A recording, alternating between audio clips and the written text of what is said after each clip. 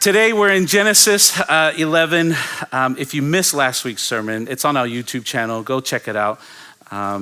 David Hawes did an amazing job. Today, Genesis 11, we're finishing out the chapter. Have you ever felt spiritually stuck? Like you're in the same place that you were 2 years ago, 3 years ago, maybe 10 years ago. You've been wrestling with the same things. You've been kind of participating with the same sin. The same doubts play over and over again in your mind. You feel like your faith isn't going anywhere. And you look at your life and you're like, man, am I even growing? What if you have been growing this whole time? You just don't see it. We live in a culture that is wired for the dramatic. We naturally pay attention to what's loud, to what's visible, what's immediate. We seek things, the big things. We look for the unforgettable moments. We look for the emotional charged events. We want the quick change more than the deep change, and we want it fast. And that's because we've been shaped by the culture of immediacy. Like everything around us says fast results, quick fixes, instant upgrades. So we bring that into our faith. And we expect this kind of drive-through transformation. We say things, God, can you change me now? Can you take this away from me today? And when he doesn't, we assume that nothing's happening. But most of the time, what I've found and what I think all of us would agree on, God is working behind the scenes through the years, through the wilderness seasons, through the waiting, through the obedience in the ordinary. But because our paradigm is so fixated on these quick fixes, we seek the big breakthroughs. We want the big moments, the emotional charge events. God works in those moments. God works in those events. But most of the time, what I've noticed is that he's working behind the scenes in ways we can't measure. Church, we get stuck spiritually because we're looking for something visible, all the while God is working in you in the places you don't see. That's what we're going to see in our text today. Because as we read the text today, it's going to look and sound like nothing's happening. We're going to see names, we're going to see years, we're going to see generations. But behind it all, God is doing something massive. It's not loud, it's not fast, but it's faithful. And so here's the challenge for us. When it comes to spiritual growth, because of our culture and because we've celebrated in the Big C Church, we have been trained to look for the big visible things and ignore what God is doing behind the scenes. You see, church, I believe God is always working behind the scenes. I believe God has been growing you in ways you don't see it. And so let me just push a little bit deeper. What if our growth is not seen in the big breakthroughs? What if our growth is not visible, but instead it's in the consistency, it's in your obedience, it's in your endurance? Because if we're not careful, we'll miss the work of God. Not because he's not working, but because we're looking for the wrong type of work. Genesis 11 is going to challenge us. God's greatest work is not often dramatic. It's developmental. It's not instant, but it's intentional. It's not loud, but it's quietly behind the scenes. Now, before we get into the text, I just wanted to give another announcement. We are going to pause the Genesis sermon series after today. We got it up to chapter 12. We'll pause, and for the next couple months, all the way up to August, we're going to be in 1st, 2nd, and 3rd John. Now, as we say this, you're like, oh, Peter, are we stepping away from the story of Genesis? I would say we're actually stepping deeper into it. Because what we've seen in Genesis so far is what has gone wrong in this world. We've seen how sin has fractured everything, how God has began to restore everything behind the scenes. And so what we're going to see in John's letters is how to live in this broken, sinful world, how to walk with him, how to love people well, and how to know that we truly belong to him. And so today will be our last sermon in this chapter, and then we'll pause and we'll go 1st, 2nd, and 3rd John all the way up to August, and then we'll jump back into Genesis later on in the fall. Okay? Now, with that being said, Genesis 11, verses 10 through 32 is our text for today. Let me read the first 16 verses 10 through 16. And so follow along if you can. Verse 10. These are the generations of Shem. When Shem was 100 years old, he fathered Arpachshad, 2 years after the flood. And when Shem lived up after he fathered Arpachshad 500 years, he had other sons and daughters. When Arpachshad had lived 35 years, he fathered Shelah. And Arpachshad lived after he fathered Shelah 403 years and had other sons and daughters. When Shelah had lived 30 years, he fathered Eber. And Shelah lived after he fathered Eber 403 years and had other sons and daughters. When Eber had lived 34 years, he fathered Peleg. And Eber lived after he fathered Peleg 430 years and had other sons and daughters. When Peleg had lived 30 years, he fathered Reu. And when Peleg lived after he fathered Reu for 209 years, he had other sons and daughters. When Reu had lived 32 years, he fathered Serug. And when Reu lived after he fathered Serug 207 years, had other sons and daughters. When Serug had lived 30 years, he fathered Nahor. And Serug lived after he fathered Nahor 200 years and had other sons and daughters. When Nahor had lived 29 years, he fathered Terah. And Nahor lived after he fathered Terah 119 years and had other sons and daughters. And when Terah had lived 70 years, he fathered Abram, Nahor, and Haran. Now, because of what we just heard, this is the part most people skim. It's genealogy. It's names, it's ages, it's sons and daughters. And when we read genealogies, let's be honest, we just want to skip over them, right? The names are hard, it's just kind of repetitive, it gets a little bit boring. Now, for the original audience, when they get to genealogies, they would sit up, they would pay attention because it showed them who they were, it showed them who they belonged to, and it showed them whether they're part of God's promise. At the same time, it was a reminder that God is still faithful. God is still working. God's promise is still alive. And that's what we're seeing here in the text. After all the chaos, after all the sin, after Babel, I'm sure the original audience is like, man, did the promise seed, is that still alive? Well, this genealogy is God's way of saying, yes, it's still alive. The promise is still preserved. And so what may feel boring to us, actually, it brought a ton of hope to the original audience. Now, there's three things this genealogy teaches us. It's a theological bridge.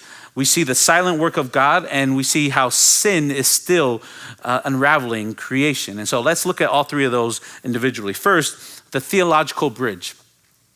Up until this point, the story has been wide. All of humanity, all of creation, all of the nations. We've seen creation, the fall, Cain and Abel, the flood, Babel. Humanity over and over and over has been trying to take control, make a name, and live apart from God. And every time it ends in brokenness. But now there's a shift. Instead of the wide focus, there's a focus in on a family. And that focus starts with the line, these are the generations of Shem. Which communicates to us something is changing, which also teaches us this is not random. This is God communicating that his promise in Genesis 3, how there will be a seed, a descendant, who would one day crush evil and bring restoration. That promise is preserved in this line. This is why this genealogy is a bridge. From the nations being scattered to what we heard last week, it focused in on one family here, which will eventually lead to a guy named Abram in Genesis chapter 12.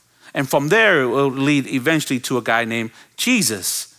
This genealogy is bridging all of that. It's showing us God's story of redemption is still moving forward. Number two, the second thing it teaches us is the silent work of God. Notice as we read those verses, there was no miracles. There was no big speeches. There was no dramatics. Just he lived, he had sons and daughters, he died. He lived, he had sons and daughters, he died. And so what this is teaching us is that even though nothing feels like it's happening, God is working.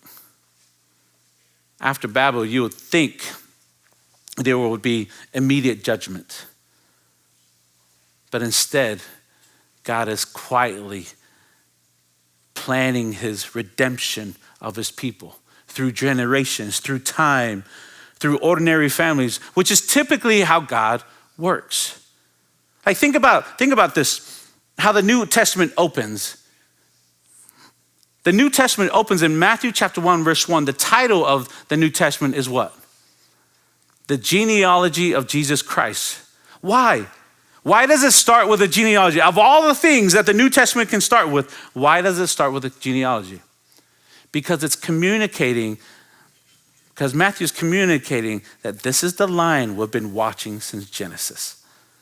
This is how God that has been at work.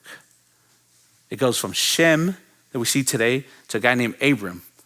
Abram and his wife, we'll see later on, they have no children.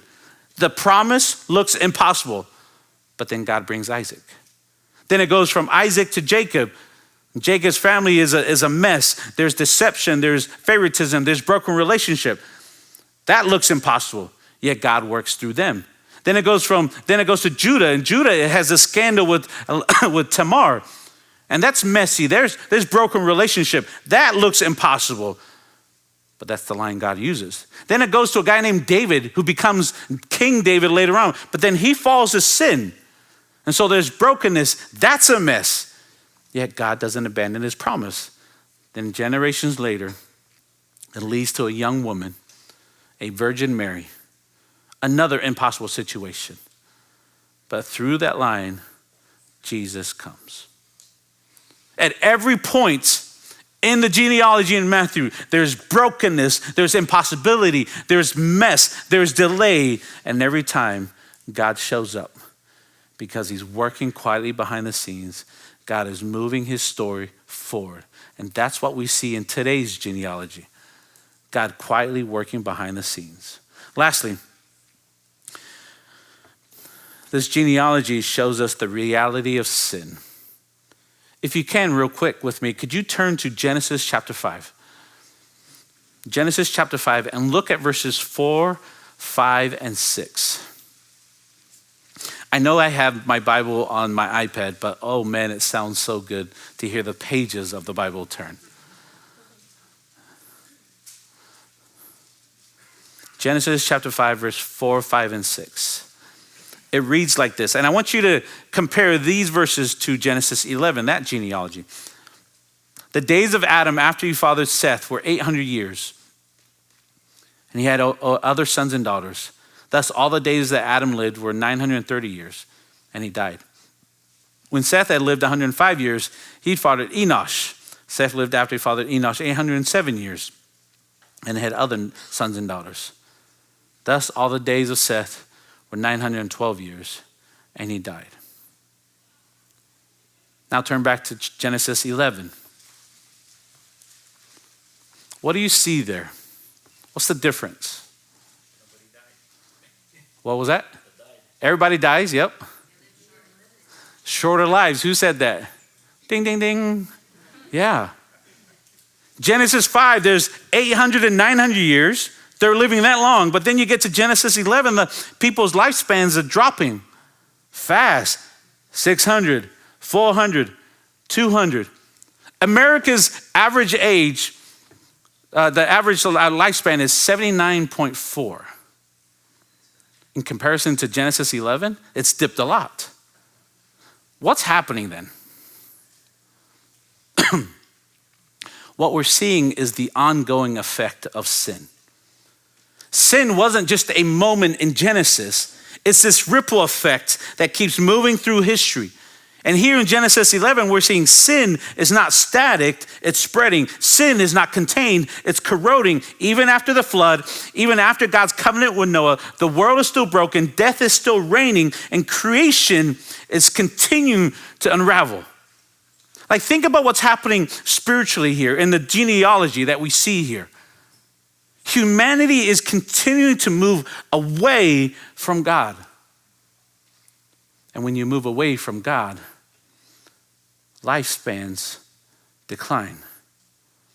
Adam and Eve, when they left east of Eden. They left physically east of Eden, but spiritually and more heartbreaking, they left the presence of God. They went east spiritually. That becomes a pattern throughout Genesis. As humanity sins, they move east. Cain settles east after killing Abel. In Babel, they migrate east and build a city. The direction matters because, yes, they are geographically moving east, but theologically and spiritually, they are moving away from the presence of God. They're moving farther away from the source of life. That means life diminishes, more death increases, and more things begin to fall apart. This is why lifespans are shrinking. Not because of time, but because we are moving away from the source of life, God. Think of it like this. Eden is the original temple. That's the very place where heaven and earth overlap. That's where God's presence brings life, flourishing, and wholeness. But since then, we've gone east. Physically, but also spiritually, we have walked away from the life-giving presence of God. And we're walking away from the very source of life.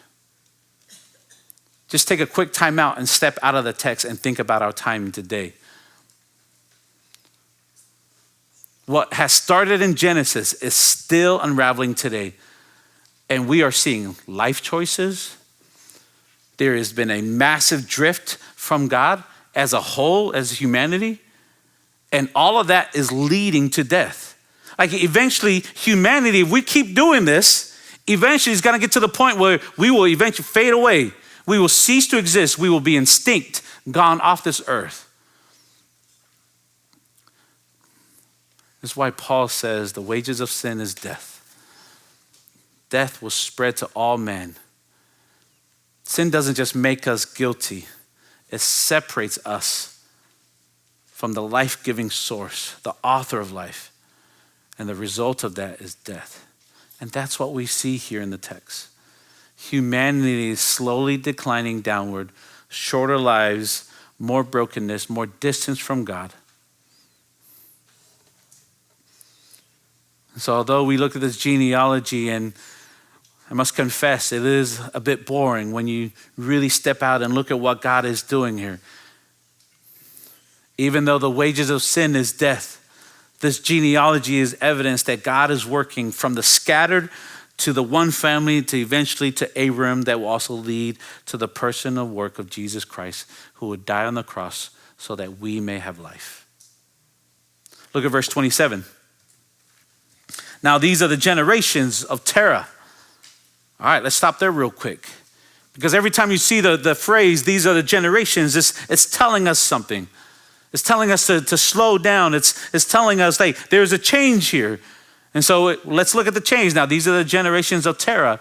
Terah fathered Abram, Nahor, and Haran. And Haran fathered Lot.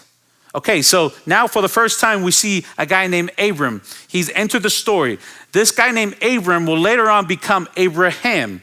Okay, here though, his name Abram means exalted father. When he has his covenant with God and he agrees to what God is calling him to do, his name is changed to Abraham, which means father of a multitude. But here in this text right now, he's a nobody. There's no covenant yet. There's no calling yet. There's no promise yet. He's just a name in a broken family in a broken world. Look at what we're told next in verse 28. Haran died in the presence of his father Terah, in the land of his kindred in Ur of the Chaldeans. Haran died in the presence of his father. Highlight, underscore, or circle that sentence. Haran died in the presence of his father. Church, that is an example of sin's ripple effect. A son dying in the presence of his father? Like that's not how it's supposed to go. That's not God's design. That's not God's plan here. A son is not meant to go before his father. And so this is the ripple effect of sin. Nothing is safe from the brokenness of this world. That even the natural order of life and family is being broken down and destroyed. Let's keep reading. And Abraham and Nahor took wives. The name of Abraham's wife was Sarai, and the name of Nahor's wife is Milcah. the daughter of Haran, the father of Milcah and Iscah. Okay, now we're introduced to wives, specifically two names of wives. The names are Sarai and Milcah. And look at what the text says about Sarai. It says she was barren and had no child. This is verse 30. That's interesting. Because of everything that we just talked about in the genealogy, how it's a bridge, how God is working behind the scenes, that's still happening. So you're reading this like, God, but Pete, where's the promised seed here? Where's the descendant? If Sarah can't have children, what's going on here? God made a promise, but here it's impossible. Biologically, it's impossible. Church, what we see here is it's information. It's impossible information. But this impossible situation is becoming the backdrop to God's mighty work. How is God going to keep his promise when everything looks like it's working against it? Well, when you look through Scripture, you'll see story after story, God working through impossible situations. And here's one of them. Here's one of them, the barren womb. Earlier we saw many broken families, all the way back down to Cain and Abel. Later on in the text in Exodus, we'll see that God's people are literally at a dead end, but then God shows up and he splits the sea. And so this is one of those moments. The only way out of this is God doing what he does best, is showing up when everything looks impossible. Now keep reading, look at verse 31. Terah took Abram his son and Lot the son of Haran, his grandson, and Sarah his daughter-in-law, his son Abram's wife, and they went forth together from Ur to the Chaldeans to go into the land of Canaan. Okay, so this is good news. They're moving forward. They're going where they're supposed to go. They're on the way to the promised land. But then look at the rest of verse 31. When they came to Haran, they settled there.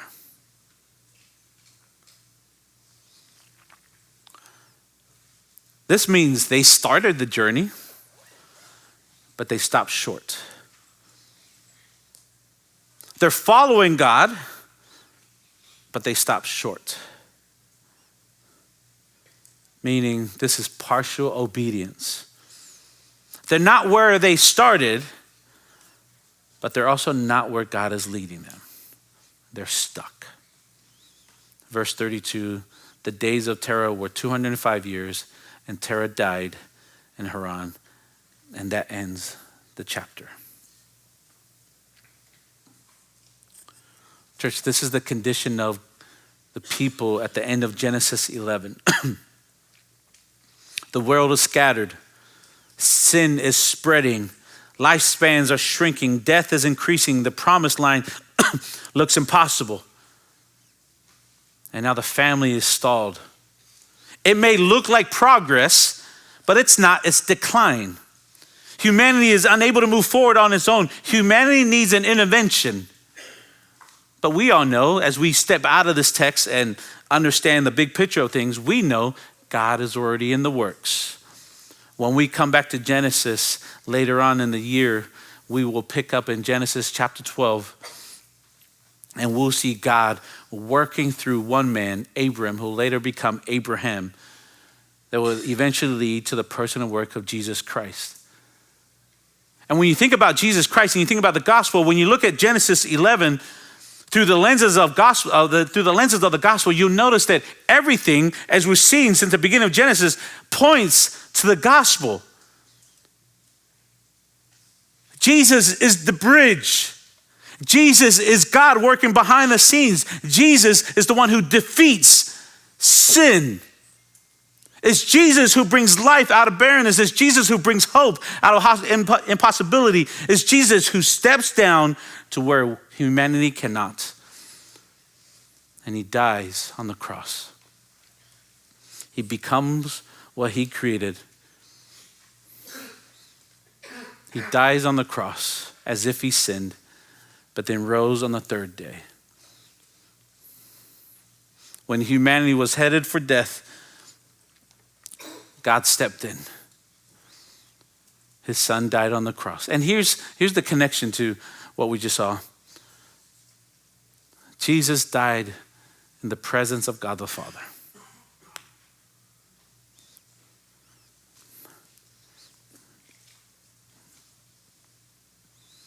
Jesus died because of the result of sin. We needed saving, and he intervened and saved us, giving us life. And so, I don't know where you're at spiritually today. But if you walked in here stuck, you're just stuck spiritually. You don't know what to do. You've probably been thinking life has been slow or nothing's really happening. Hear this clearly.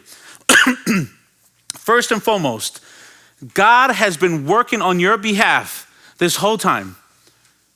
The fact that he would come and become a human and die on the cross and resurrect, that is evidence that he has been working for you this whole time, behind the scenes.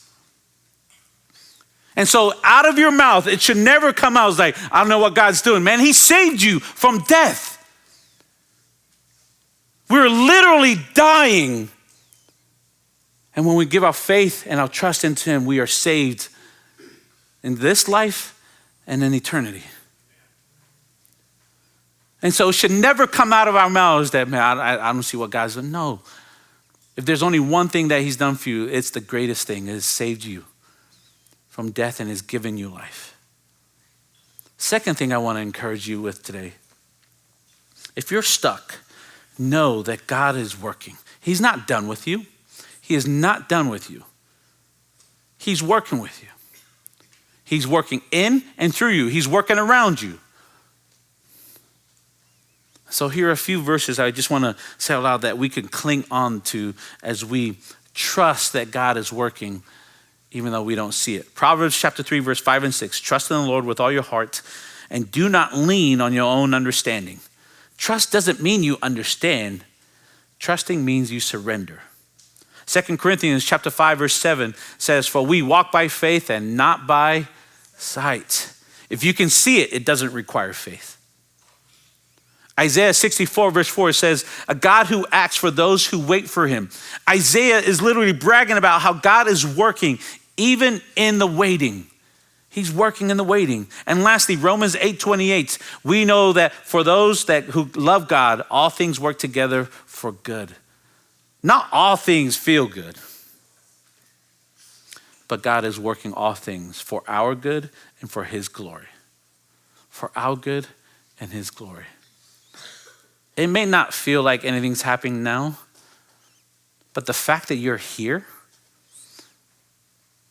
is evidence that God is working. And so because of that, I have 3 simple applications for our time today that we can just apply to our lives immediately and this week as we follow Jesus. 3 applications. Number 1, trust. Trust God in the slow work. Some of you guys feel stuck, but you're not really stuck. You're being formed. So don't despise the ordinary, the routine, the slow seasons, because that's where God does his deepest work. Trust him, especially when it's quiet. To all the students here today, trusting in the Lord is, you're gonna naturally want to see visible stuff. You're gonna naturally want to have emotional things, but trusting in the Lord is following what his word says, no matter what the culture says. Leaning on what he says, doing the right things even when nobody's watching. If you will allow that to happen now at a young age, you can ask any adult, you'll be far better than most of us later on. Because you've learned at a young age to trust in the slow work of God. Number 2, take a step of obedience. Terah's family, they started the journey. They're headed in the right direction to the promised land, but then they took an off-ramp and they settled. Some of us, we're stuck because we took an off-ramp. Some of us, we've done the same thing. We're like, yes, I'm following God. Jesus, I'm a disciple of you. But then we've settled somewhere that's comfortable. We've chosen what's easy. And if we're honest, we haven't pursued any sort of growth. We haven't taken a risk or a sacrifice. What if you took a risk this week? What if you said no to something so that you can say yes to pursuing Jesus? It's okay to say no to things, as I'm preaching this to myself. It's okay to say no to things because you've already said yes to the greatest thing, Jesus. And so I hope and pray that if you're here today, maybe that's your takeaway, is to take one step of obedience. It's not a big step. You don't have to take a big step. Just take a step. It doesn't matter. Just take a step of obedience. Lastly, rest in God's finished work, the gospel. Music team, you guys can go ahead and come up. This whole passage shows us clearly that we cannot save ourselves, that we cannot fix sin, that we can't reverse death, that we can't move forward on our own. But Jesus did. Jesus humbled himself, became what he created, and he died and he rose from death. And so our hope here today is not, I hope you don't hear, try harder, do better. I hope all you hear is, it is finished. Rest in that. It's done. The very moment sin occurred in the garden, God began his redemption plan to save us, to restore us, to bring us back to God the Father. So don't strive for what Jesus already secured. Rest in him. Because just because you can't see it doesn't mean God isn't doing something eternal in you. Let us pray. Jesus, lead us here today. Show us that you're working in us. Jesus, we want to be people who trust you, people who live in obedience with you, and people who rest in you. And so thank you for highlighting the text, showing us that you continue to be at work, even as this world is being wrecked by sin. I lift up to you our thoughts and our lives, our choices. I just ask, Holy Spirit, that you give us the courage and the boldness to act in the places that we need to act. Say no to the things we need to say no, and follow you. We pray this in your name. Amen.